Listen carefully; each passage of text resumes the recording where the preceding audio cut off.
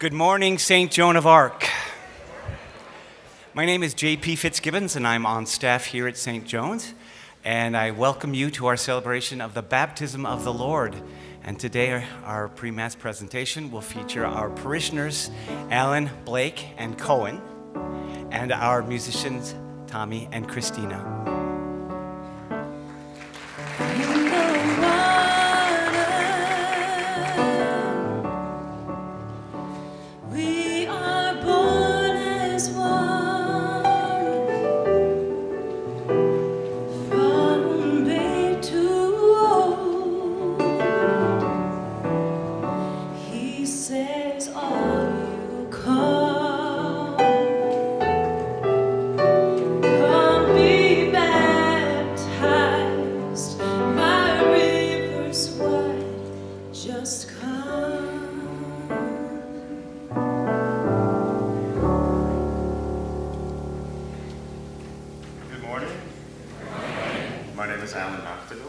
I'm Blake Wilson, and this is Cohen.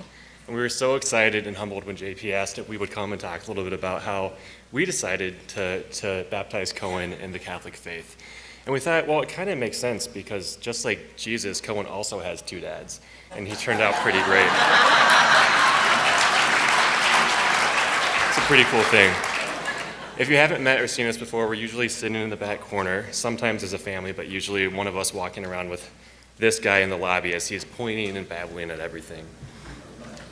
Before we came to St. John's, I think it's safe to say neither of us were sure if we would baptize any children that we might someday have. Like many LGBTQ people that were raised in the church, as I began to understand myself as a gay man, I struggled to reconcile what I was feeling with what I was hearing in church each Sunday. Good handoff, Co. We each have family who are Catholic and probably on the more conservative end of the spectrum. And as we began dating each other and eventually married, we saw how their own beliefs let them know how they either could or could not accept us and our relationship.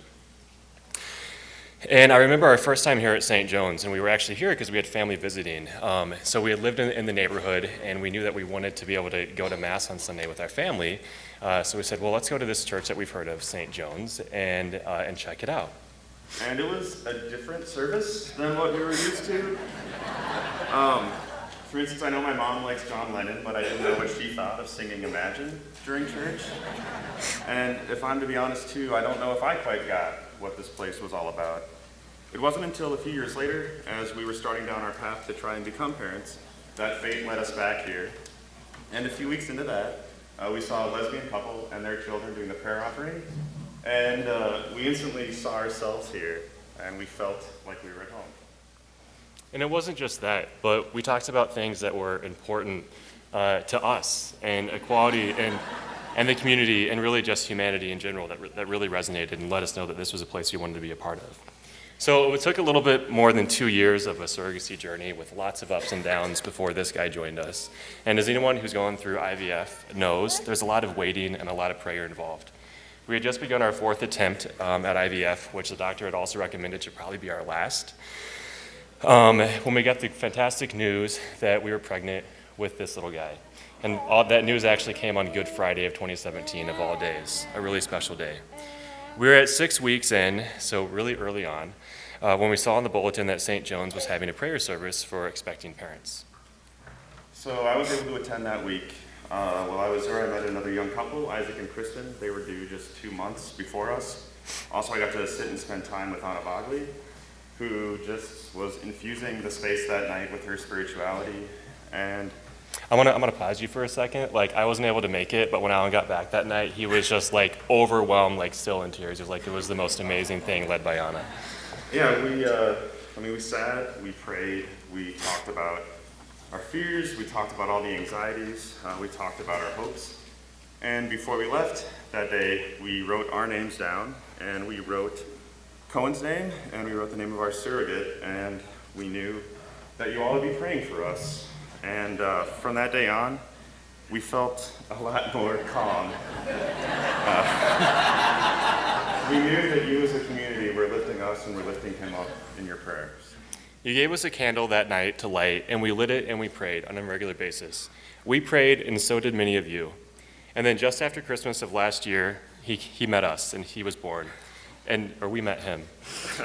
And nothing made us more excited and happy to bring Cohen here to be baptized just a couple months later.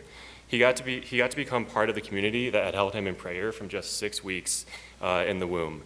A community that we knew would love him, support him, and guide him on his own journey. So JP and Julie asked us to think of a challenge for the St. Joan of Arc community. It feels like a lot for us to be challenging you, given how much we feel that you've already given us. But here we are, we have this opportunity, so we thought we'd invite each of you into the same challenge that we're giving ourselves this year, and that's to see God more. It's a struggle to see God amid the chaos of work, the news, and politics. We have to take the time for reflection to try and see his plan, and to have patience to see his face reflected in the faces of those with whom we disagree.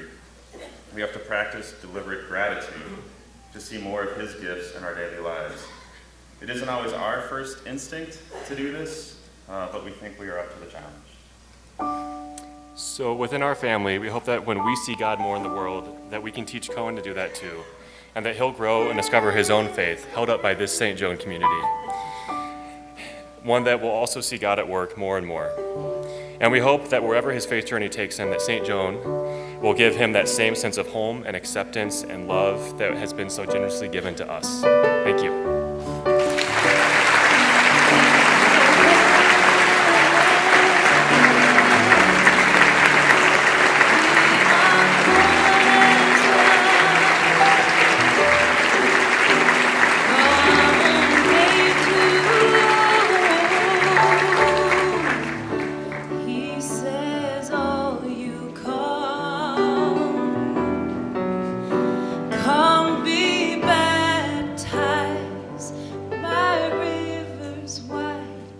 Just come.